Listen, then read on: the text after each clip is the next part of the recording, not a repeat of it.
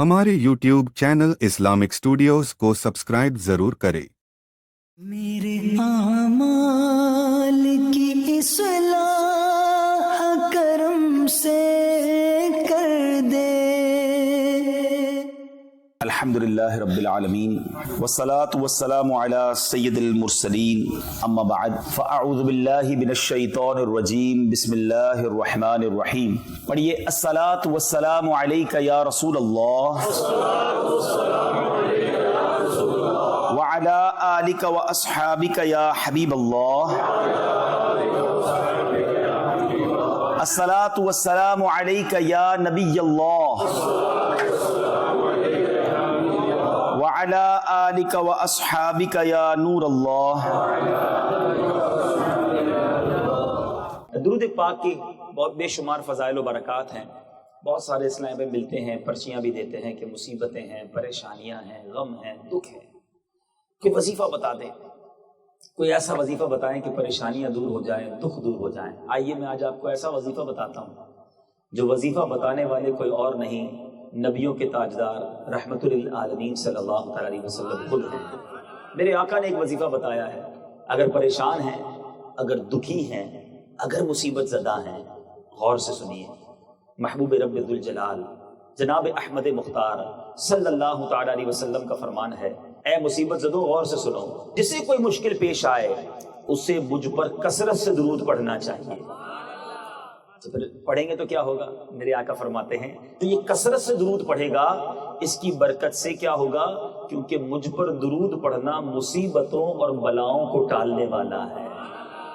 शायर लिखता है ना, दुखों ने तुमको जो घेरा हो तो दुरूद पढ़ो, दुखों ने तुमको जो घेरा हो तो दुरूद पढ़ो, जो हाज़री की तमन्ना हो तो दुरूद पढ़ो। दुरूद पढ़ते जाइए, मुश्किलें टलती चली जाएंगी। अच्छा, सबसे ज्यादा मुश्किल दिन कौन सा होगा?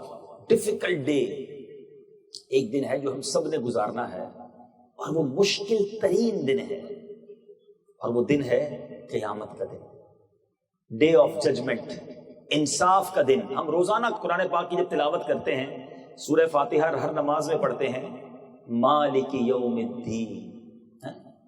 मालिकी यौमिद्दीन कौन सा दिन? मालिक है यौम जजा का। ये यौम जजा कौन सा है? ये यौम जजा क़यामत का दिन है। अल्लाह उस दिन का मालिक है। उस दिन की गोया रोजाना हमें याद कराई जा रही है। आप कभी गौर किया कि उस मुश्किल दिन होना क्या है? उस दिन के बारे में अहादीस में मफहूम मिलता है, जमीन तांबे की होगी। कितनी गर्मी होगी, पसीने में लोग डुबकियां खा रहे होंगे, हिसाब किताब भी होना है, आमाल नामे भी तोले जाने हैं, बहुत मुश्किलात हैं। लेकिन उस दिन आपने अभी सुना कि दुरूद पाक मुसीबतों का टालने वाला है, तो हो सकता है कोई ये सवाल करे कि जनाब ठीक है आपने बताया, लेकिन एक क़यामत का दिन भी तो है, उस दिन भी तो मुसीबतें होंगी। क्या ये दुरूद पाक बरोज़े क़यामत भी काम आएगा? क्या उस दिन भी मुसीबतें टल जाएंगी?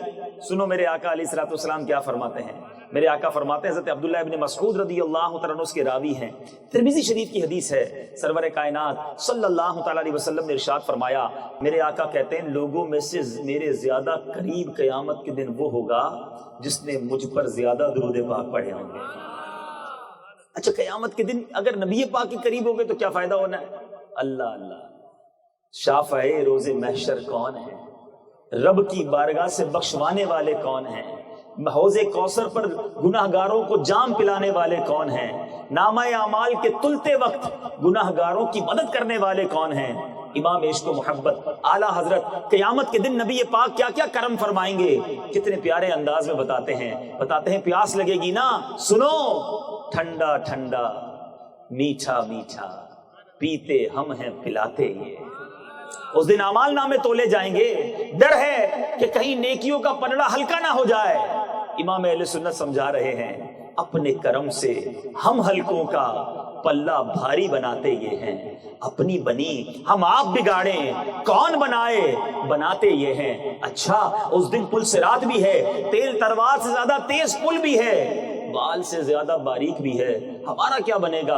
आला हजरत समझा रहे हैं, सल्लिम सल्लिम की ढारस से پل سے پار چلاتے یہ ہیں، اس دن عیب کھلنے کا خوف ہوگا، گھبرانا نہیں۔ اعلیٰ حضرت سمجھا رہے ہیں اپنے کرم سے ہم حلقوں کا پلہ بھاری بناتے یہ ہیں، اور اپنے عیب جب کھلیں گے تو فرماتے ہیں کہ مجرموں کے عیب بھی چھپانے والے میرے آقا علیہ الصلوۃ والسلام ہیں۔ یعنی کون سی مشکل ہے جس کا حل نبی پاک علیہ الصلوۃ والسلام کے پاس اس دن نہیں ہوگا؟ گویا ایک ہی ہستی ہوگی جنہوں نے بخشوانا ہے، جنہوں نے بچانا ہے۔ اب سچ بتاؤ، قیامت کے دن اگر کوئی نبی پاک کے قریب ہو جائے، انہی کے پاس ہو جائے، تو پھر مشکل تو نہیں رہے گی نا۔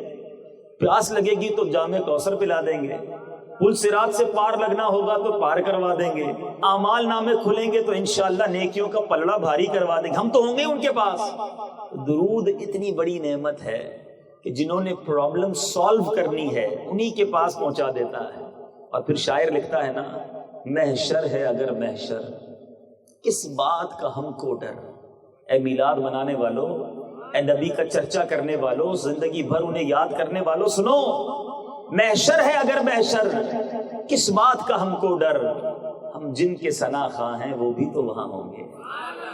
ارے جب وہ وہاں ہوں گے تو پھر سارے کام سیدھے ہو جانے ہیں۔ زندگی ان کی یاد میں گزری ہے، تو شرط یہ ہے کہ ان کے ذکر میں زندگی گزرے، ان کی یاد میں زندگی گزرے، درود پڑھتے ہوئے زندگی گزرے۔ تو آؤ میرے میٹھے اسلامی بھائیوں، آپ یہاں کام کرتے ہیں، نوکری کرتے ہیں، جاب کرتے ہیں، کسی بھی فیلڈ میں ہیں، کام کرتے وقت ہاتھ مصروف ہوتے ہیں، زبان مصروف نہیں ہوتی۔ تو کام کرتے جائیے، درود پڑھتے جائیے، کام بھی آسان ہو جائے گا، برکتیں بھی ملیں گی، نیکیاں بھی ملیں گی، اللہ نے چاہ راحتیں بھی ملیں گی۔ آئیے مل کر محبت کے ساتھ درود پاک پڑھ لیجئے، صلو علی الحبیب صلی اللہ علیہ وسلم۔ آج کے بیان میں جس موضوع کا میں نے انتخاب کیا ہے، نبی پاک علیہ الصلوۃ والسلام کی سیرت، پیارے آقا علیہ الصلوۃ والسلام کی حیات طیبہ، یہ ہم سب کے لیے بہترین نمونہ ہے۔ اور آپ کی حیات میں، آپ کی زندگی میں اتنے پہلو ہیں، اتنے ڈائمینشنز ہیں، اتنی جہتیں ہیں کہ جب سیرت پڑھے تو عقل حیران ہو جاتی ہے کہ نبی پاک کیسی خوبصورت اور کیسی کامل شخصیت ہے۔ یعنی پیارے آقا علیہ الصلوۃ والسلام کی پیدائش سے پہلے کے واقعات، نبی پاک کی پیدائش کے وقت کے واقعات، نبی پاک کے بچپن کی بات کریں تو عقل حیران ہو جاتی ہے، کیا خوبصورت بچپن ہے۔ میرے آقا کی جوانی کی بات کریں، نبی پاک کے کاروبار کا تذکرہ کریں، پیارے آقا علیہ الصلوۃ والسلام پر جب پہلی وحی نازل ہوئی اس وقت کیا کیفیات تھی اس کی بات کریں۔ پھر نبی پاک علیہ الصلوۃ والسلام کو جب اسلام پھیلانا شروع کیا، ذرا غور کیجئے گا، مقام کیا ہے؟ محبوب رب العالمین ہے، فرشتوں کے آقا ہیں، نبیوں کے آقا ہیں، کونین میں ان جیسا اور کوئی نہیں، رب نے اپنا محبوب بنایا ہے، اتنا بڑا مقام ہے۔ مگر اسلام پھیلانے میں میرے آقا علیہ الصلوۃ والسلام اور آپ کے صحابہ کو کتنی تکلیفیں اٹھانی پڑی، یہ بڑی اہم بات ہے اور اس موضوع پر بہت کم بات کی جاتی ہے۔ آج میں نبی پاک علیہ الصلوۃ والسلام کی سیرت کے اس دردناک پہلو کی طرف توجہ دلانا چاہتا ہوں، پھر بعد میں عرض کروں گا کہ یہ سیرت کا یہ پہلو ہم نے کیوں بیان کیا۔ لیکن ذرا غور تو کیجئے، اتنا بڑا مقام مگر تکلیفیں کیسی تھی۔ پیارے آقا علیہ الصلوۃ والسلام کا جب پہلی وحی نازل ہوئی، میرے آقا علیہ الصلوۃ والسلام نے جس کو کہے نا چھپ کر چند صحابہ میں، چند لوگوں میں اسلام کی دعوت پیش کی، بہت چھپ چھپ کر دین کا کام ہوتا تھا۔ دار ارقم میں صحابہ کرام کے ساتھ نبی پاک بیٹھتے اور انہیں تعلیم فرماتے، انہیں دین کی باتیں بتاتے، نیکی کی دعوت دیتے۔ مگر جب اعلان نبوت کو 4 سال ہو گئے، چوتھا سال ہوا، تو قرآن پاک کی یہ آیت نازل ہوئی سورہ حجر میں، فَاصْدَعْ بِمَا تُؤْمَرْ، تو اعلانیہ کہہ دو جس بات کا تمہیں حکم ہے۔ یعنی اب اعلانیہ اعلان حکم دیا کہ اب لوگوں کو نیکی کی دعوت، اسلام کی دعوت دی جائے۔ بس یہ اعلان کرنے کی دیر تھی۔ جو اپنے تھے، محبت کرنے والے تھے، امین اور صادق کہنے والے تھے، نبی پاک کے کردار کی گویا رتب اللسان ہوا کرتے تھے، وہ سارے دشمن ہو گئے۔ اور دشمنی کیسی ہم سوچ بھی نہیں سکتے۔ اے میرے میٹھے پیارے اسلامی بھائیوں، اب پورا عرب ایسا لگتا تھا مخالفت پر کمر بستہ ہو گیا، کسی طرح انہیں چین نہیں آتا تھا کہ نبی پاک علیہ الصلوۃ والسلام کو کس طرح تکلیف پہنچائے، چونکہ انہیں یہ خوف تھا کہ بنو ہاشم اگر نبی پاک کو معاذ اللہ شہید کر دیں گے تو بنو ہاشم ایک بڑا قبیلہ ہے، ان سے لڑائی چھڑ جائے گی، تو قتل تو نہ کر سکے، شہید تو نہ کر سکے، مگر اب کیا کرتے؟ ستانا شروع کیا، تکلیف دینا شروع کی۔ تکلیفیں بھی کیسی؟ کہ آج سنے تو عقلیں حیران، رونگٹے کھڑے ہو جاتے ہیں، آنکھوں میں آنسو آ جاتے ہیں کہ اللہ کے حبیب صلی اللہ تعالیٰ علیہ وسلم کو اتنا ستایا گیا۔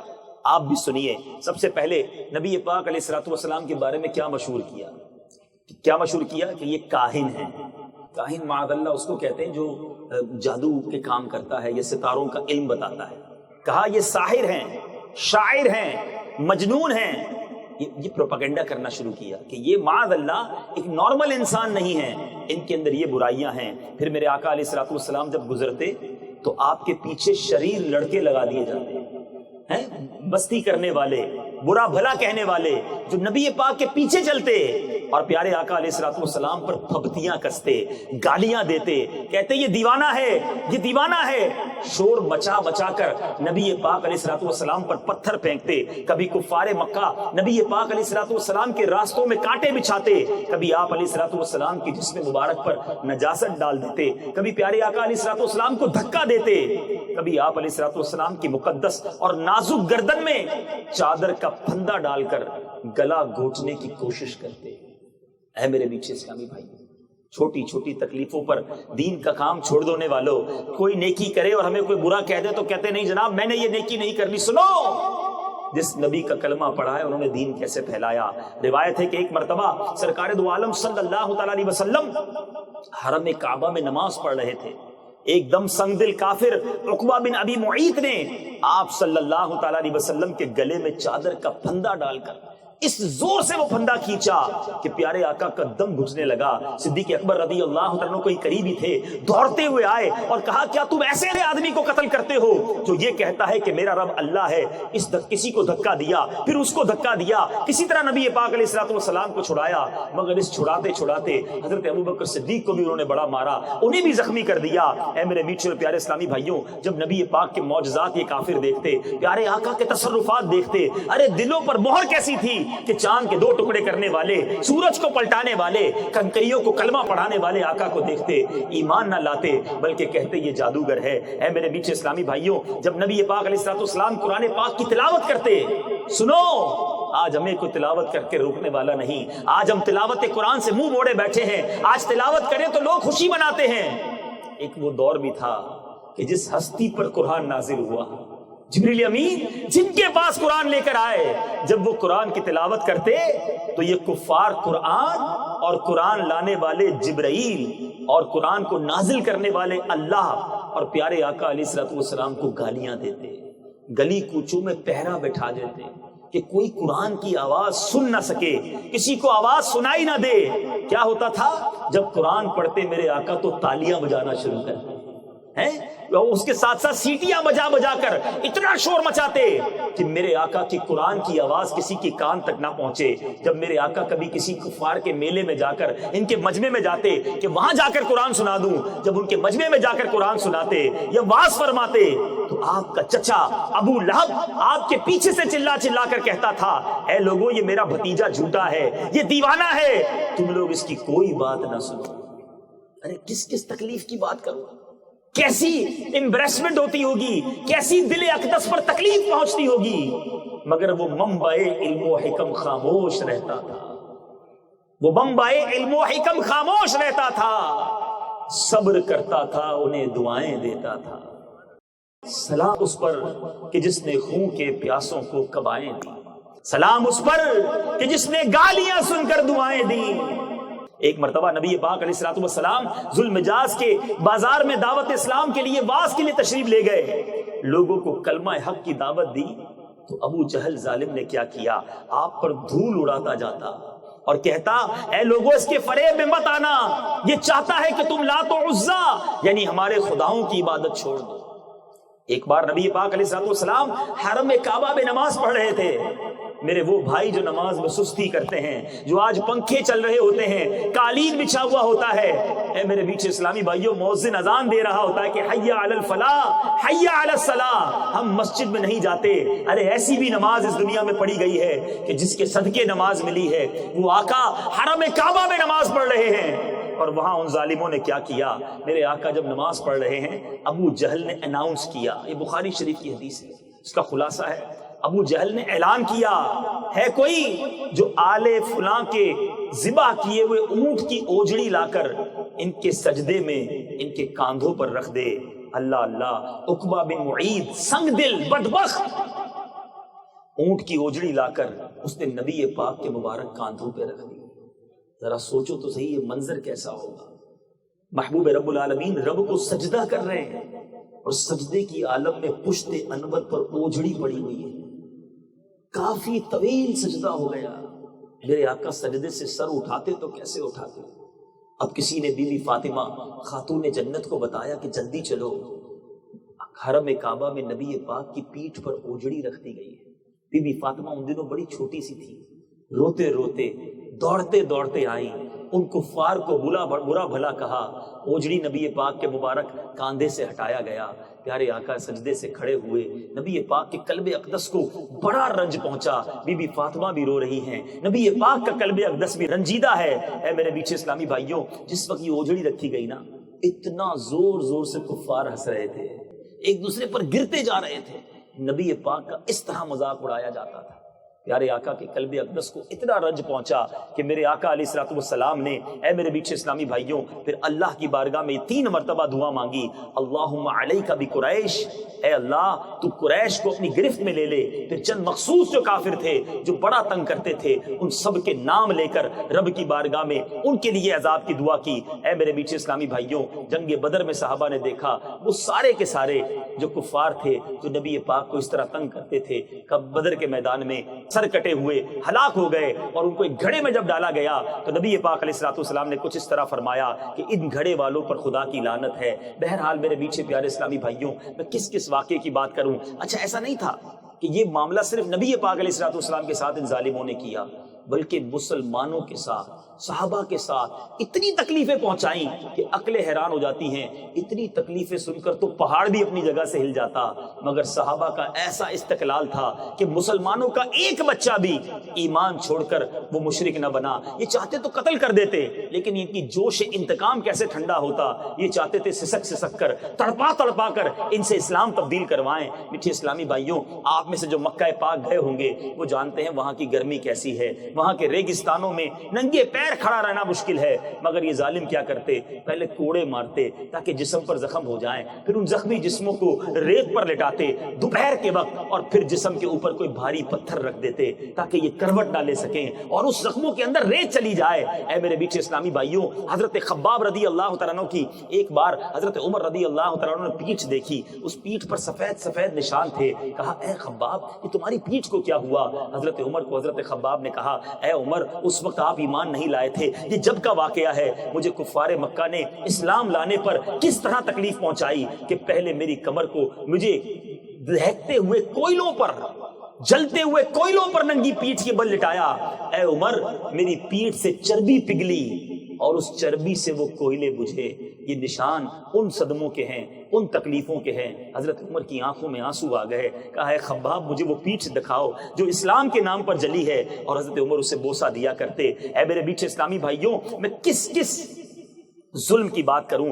حضرت بلال حبشی رضی اللہ تعالیٰ عنہ جو موذن رسول ہیں، آپ کا جو مالک تھا امیہ بن خلف، آپ اس کے غلام تھے. ان کی گردن میں رسی ڈال کر گھسیٹ کر کوچاؤ بازار میں انہیں گھمایا جاتا، ان کی پیٹھ پر لاٹھیاں برسائی جاتی، اور ٹھیک دوپہر کے وقت تیز دھوپ میں گرم ریت پر ان کو لٹا کر اتنا بھاری پتھر ان کی چھاتی پر رکھ دیا جاتا کہ ان کی زبان باہر نکل آتی. امیہ کافر کہتا اسلام سے باز آ جاؤ، اپنے اب جس رب کو مانتے ہو اس کا انکار کر دو ورنہ گھٹ گھٹ کر مر جاؤ گے. مگر وہ کیسے منبعے حلم و حکم تھے، وہ کیسے صبر کے پیکر تھے، وہ کیسے نبی کے دیوانے تھے. اس تکلیف میں بھی ان کی زبان پر ایک ہی نعرہ ہوتا، احد احد، اللہ ایک ہے، اللہ ایک ہے. مر جائیں گے مگر رب کو ایک مانیں گے، اسلام کو نہیں چھوڑیں گے. اے میرے بیچ اسلامی بھائیوں، کسی کا گلا گھونٹا جاتا، کسی کو چٹائی میں باندھ کر چٹائی جلا دی جاتی تاکہ دھونی کے ذریعے اس کا دم گھٹ جاتا. کسی کو پانی میں ڈال کر اتنی دیر پانی میں رکھتے، اتنی ڈبکیاں دیتے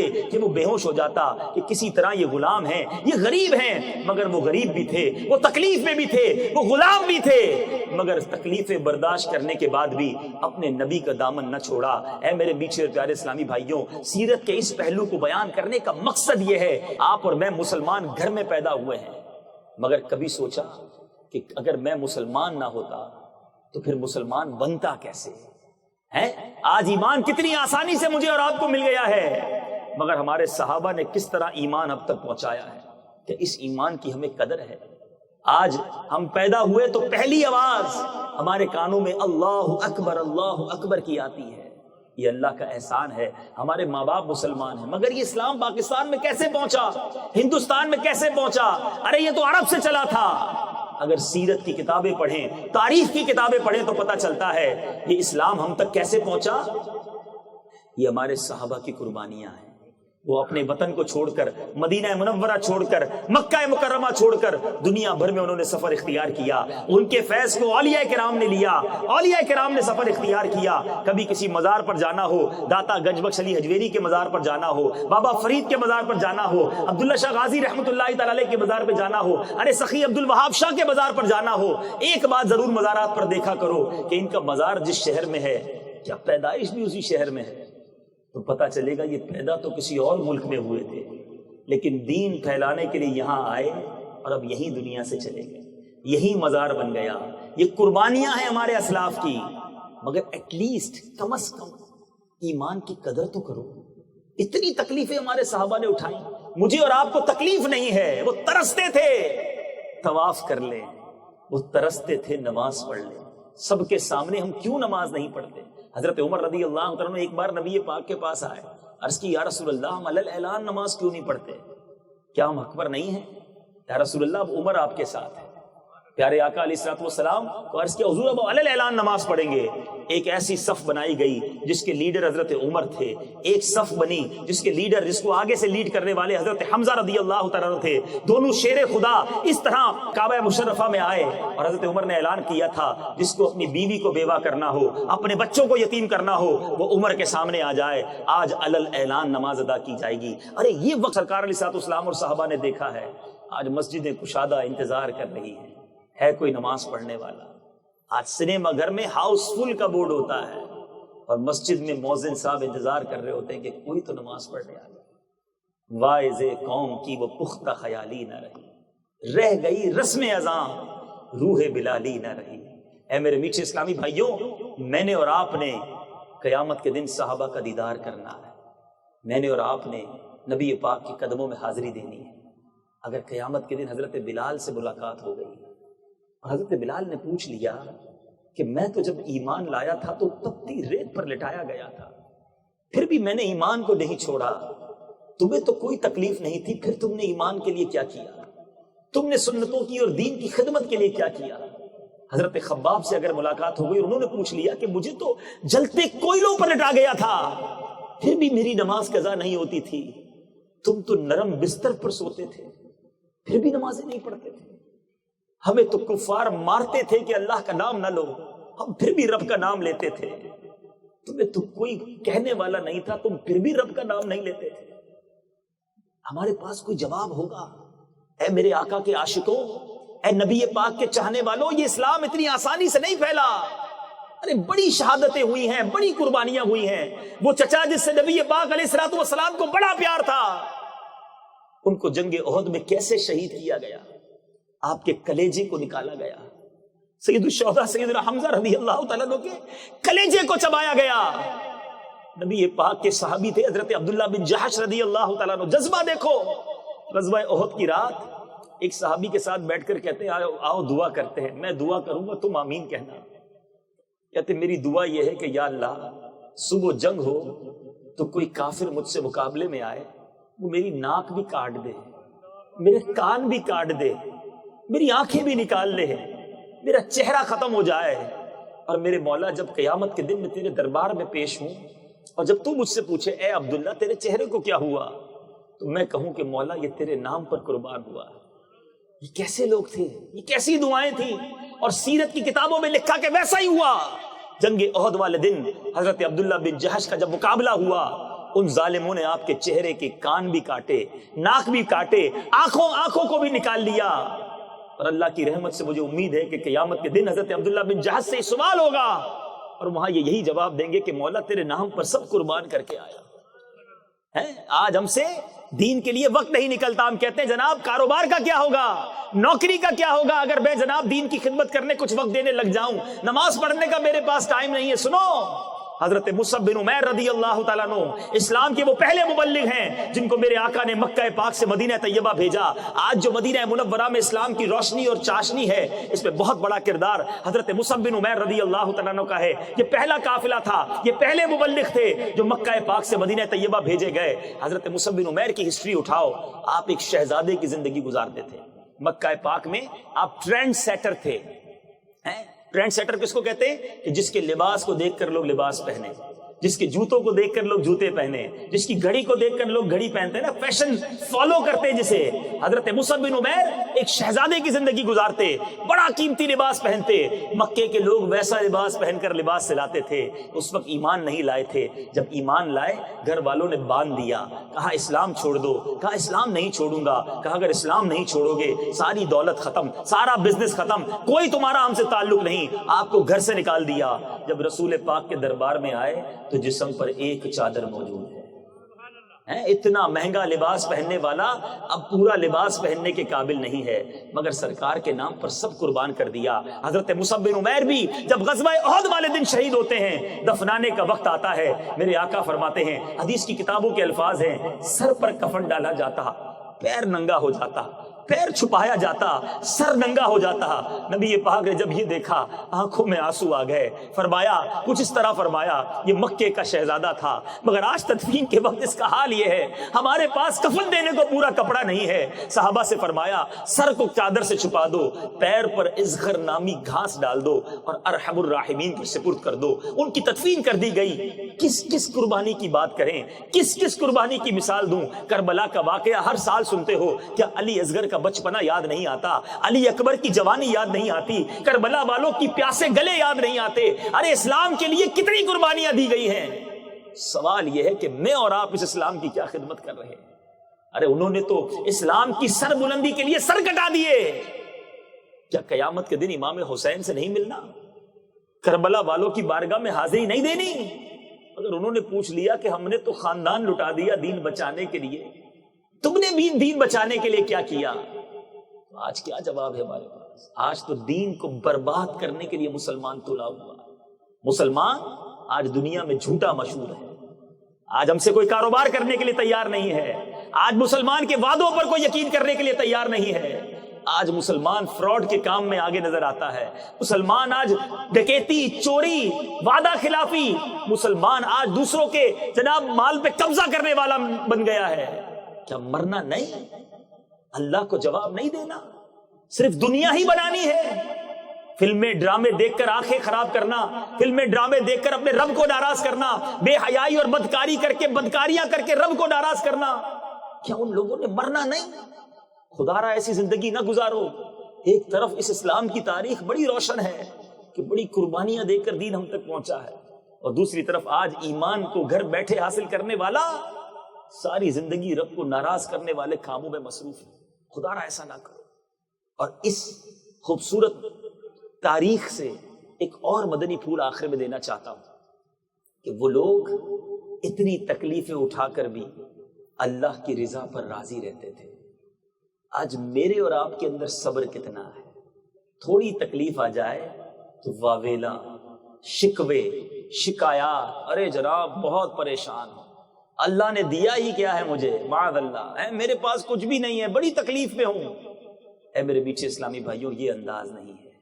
اللہ تبارک و تعالیٰ قرآن مجید فرقان حمید میں ارشاد فرماتا ہے, ان اللہ مع الصابرین, اللہ صابروں کے ساتھ ہے. جس کے ساتھ اللہ ہو جائے اس کی مشکل رہے گی. ارے پریشانی میں صبر کرو. سب کو بتانا ضروری نہیں کہ پیٹ میں بہت درد ہے, سر میں بہت درد ہے, کاروبار نہیں چل رہا, نوکری نہیں چل رہی. ارے کسی کو بتانے سے مسئلے حل نہیں ہوں گے, صبر کا ثواب بھی چلا جائے گا. شاعر لکھتا ہے نا, کسی کا احسان کیوں اٹھائیں, کسی کو حالات کیوں بتائیں, کسی کا احسان کیوں اٹھائیں, کسی کو حالات کیوں بتائیں, تم ہی سے مانگیں گے تم ہی دو گے, تمہارے در سے ہی لو لگی ہے. جس نے دینا ہے اس سے مانگو نا, کیوں دنیا والوں کو بتاؤں. آج ہمارا کوئی نفع ہو جائے, کیا سب کو بتاتے ہو؟ اتنے کما لیے، اتنا نفع کر لیا، یہ لاٹری نکل آئی، یہ فائدہ ہو گیا، نہیں بتاتے۔ گھر والوں کو تو زیادہ نہیں بتاتے، خرچہ شروع کر دیں گے، لیکن اگر نقصان ہو جائے تو سب کو بتاتے ہیں، تکلیف ہو جائے تو سب کو بتاتے ہیں۔ کیوں بتاتے ہیں؟ یہ صبر کا ثواب بھی آپ کا جا رہا ہے۔ یہ شکوے اور شکایات ہیں۔ اے میرے میٹھے پیارے اسلامی بھائیوں، روایت سنیے، شہنشاہ نبوت مخزن جود و سخاوت صلی اللہ تعالی علیہ وسلم نے ارشاد فرمایا، جو شخص دنیا ہی میں اپنی ہر خواہش کی تکمیل کر لے تو یہ چیز آخرت میں اس کی اور اس کی خواہش کے درمیان آڑ اور پردہ بن جائے گی۔ ایک حدیث سنیے اور ایمان تازہ کیجئے۔ پیارے آقا علیہ الصلوۃ والسلام نے صحابہ کرام کے پاس آئے، غور سے سنیے گا، اب فرمایا کیا تم مومن ہو؟ وہ خاموش رہے۔ امیر المومنین نے عرض کی جی یا رسول اللہ ہم مومن ہیں۔ پیارے آقا نے فرمایا تمہارے ایمان کی علامت کیا ہے؟ غور سے سنیے گا، مومن ہو تو ایمان کی نشانی کیا ہے؟ صحابہ نے عرض کی ہم فراخی کی حالت میں، یعنی جب خوشحال ہوتے ہیں اللہ کا شکر کرتے ہیں، آزمائش کے وقت صبر کرتے ہیں۔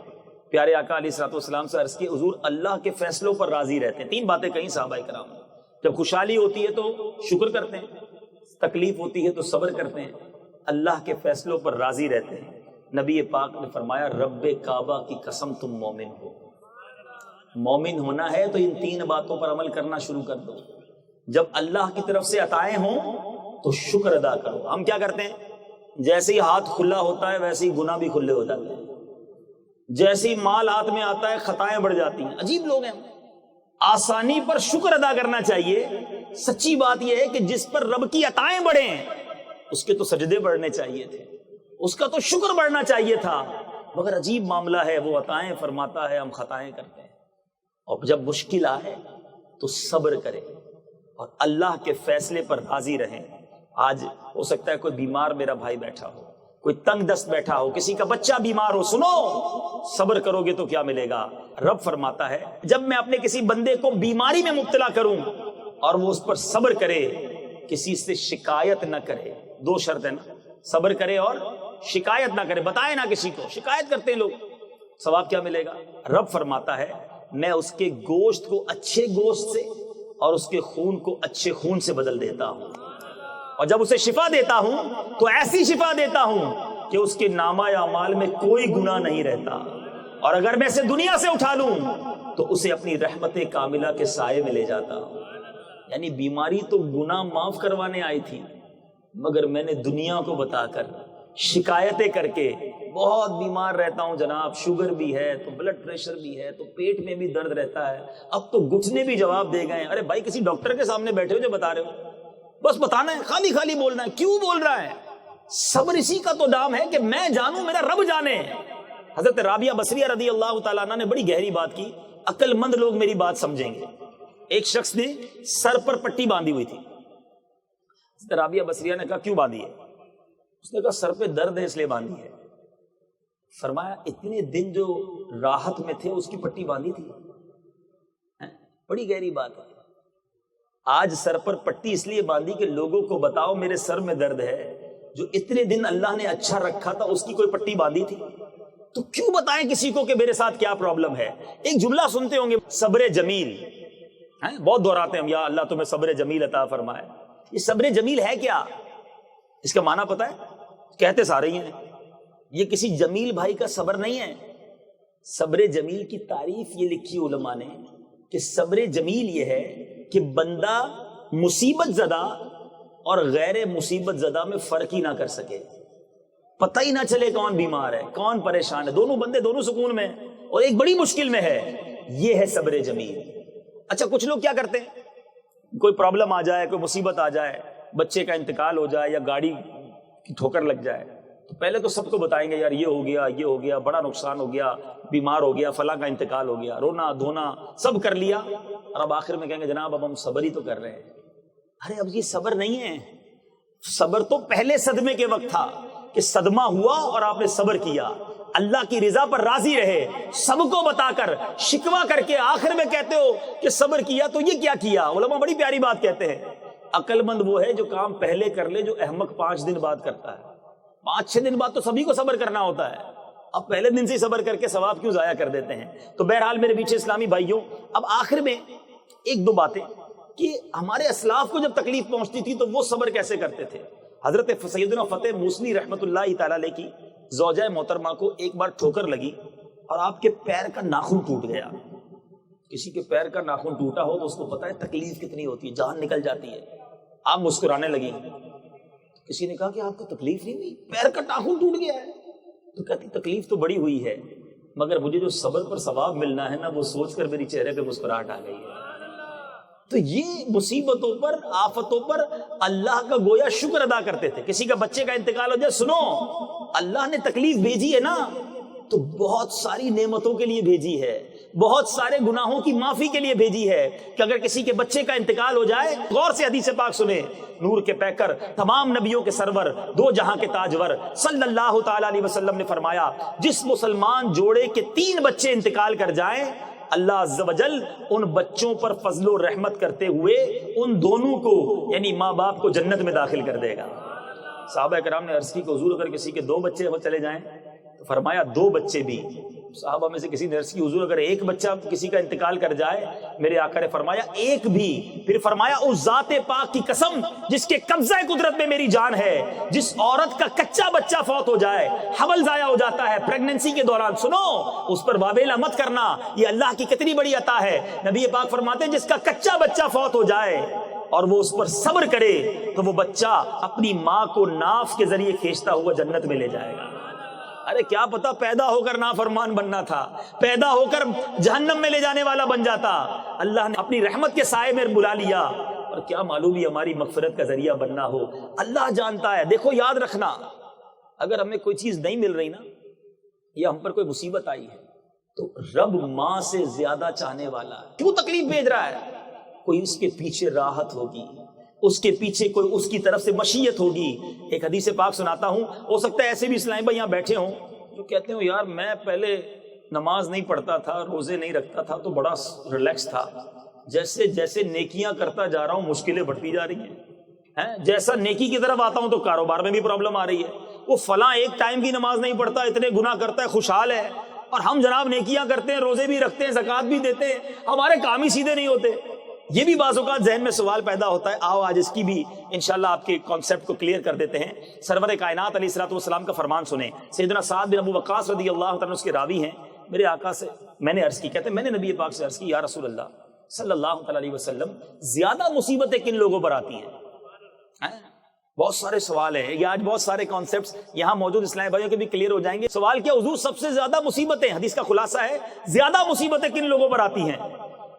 میرے آقا نے فرمایا انبیاء پر. نبی تو سب سے ٹاپ کیٹیگری پر ہے, رب کے قریبی ہیں. عرض کی حضور پھر کن پر آتی ہیں؟ فرمایا جو لوگ ان کے بعد بہتر ہیں. پھر آقا پھر کن پر؟ کہا جو ان کے بعد بہترین ہیں. پھر پیارے آقا نے اس کی وضاحت فرمائی کہ بندے کو اپنی دینداری کے اعتبار سے مصیبت میں گرفتار کیا جاتا ہے.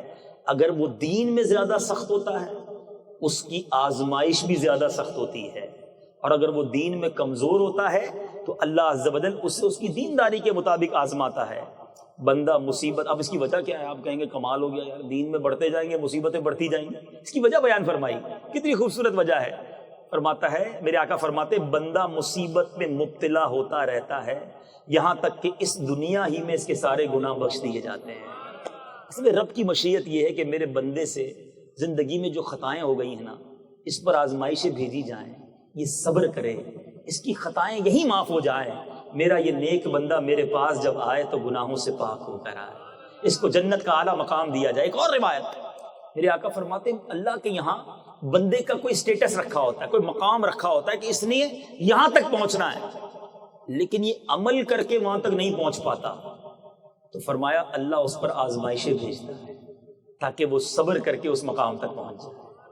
اب سچ بتاؤ, میرے پاس تو مصیبت آئی تھی میرے درجے بڑھانے, رب کے قریب کرنے, مگر ہائے افسوس, بے صبری کر کے, واویلا کر کے, لوگوں کو بتا کر جو درجہ بڑھنا تھا وہ بھی میں نے ضائع کر دیا.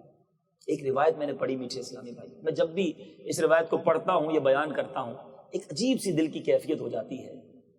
اور روایت یہ ہے کہ جو بندہ اللہ کے تھوڑے دیے پر راضی ہو جاتا ہے, اللہ بھی اس کے تھوڑے عمل پر راضی ہو جاتا ہے. اب غور کرو, اگر رب نے تھوڑا دیا ہے اور ہمارے ٹوٹے پھوٹے عمل بھی قبول فرما لے تو یہ سودا تو مہنگا نہیں ہے.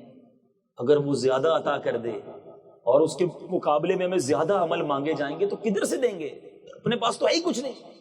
تو خدا را صبر کرنے والے بنے ہیں, اللہ کی رضا پر راضی رہنے والے بنے, اس کے فیصلوں پر یقین رکھو کہ اس نے جو کیا ہے میرے لیے بہتر کیا ہے. بعض اوقات سمجھ نہیں آتا کہ یار میں مانگ رہا ہوں مجھے نہیں مل رہا. آخری بات, کبھی کبھی ہم رو رہے ہوتے ہیں, مانگ رہے ہوتے ہیں, دعائیں کر رہے ہوتے ہیں, کوئی بندہ کہتا ہے 10 سال سے مانگ رہا ہوں جناب, مری بازاروں پر بھی گیا, پیروں سے بھی دعا کرائی, بزرگوں سے بھی دعا کرائی, میری دعا ہی قبول نہیں ہوتی, جو مانگتا ہوں وہ مل ہی نہیں رہا, کاروبار میں برکت نہیں ہو رہی, اولاد نہیں مل رہی, بیٹا نہیں مل رہا, بیماری دور نہیں ہو رہی, میری دعائیں نہیں سنی جاتی. سنو, ایمان تازہ ہو جائے گا. روایتوں میں آتا ہے جب کوئی فاسق فاجر رب کا نافرمان دعا کرتا ہے, اللہ فرشتوں سے کہتا ہے اس کا کام جلدی کر دو, مجھے اس کی آواز پسند نہیں ہے. اور جب کوئی رب کا فرما بردار دعا کرتا ہے, اللہ کا حبیب دعا کرتا ہے, اللہ فرشتوں سے کہتا ہے اسے مانگنے دو. اے فرشتوں, اس کا کام ابھی نہیں کرنا, اس کو اور مانگنے دو, مجھے اس کا مانگنا بڑا پسند آ رہا ہے.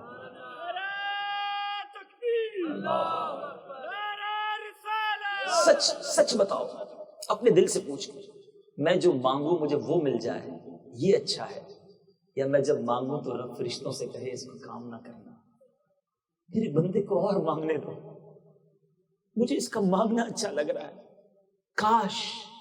کاش زندگی میں کوئی ایسی دعا نصیب ہو جائے کہ میں دعا کروں اور رب جبرائیل سے کہے کہ اے جبرائیل, اس کا کام نہ کرنا, اس کو مانگنے دینا, اس کو گڑ گڑانے دینا, مجھے اس کا مانگنا پسند آ رہا ہے, مجھے اور کیا چاہیے, میرا مانگنا رب کو پسند آ جائے, پھر تو رب کی رضا مل جانی ہے نا. اور ایک اور بات, بعض اوقات ہمیں لگتا ہے جو میں مانگ رہا ہوں وہ کیوں نہیں مل رہا.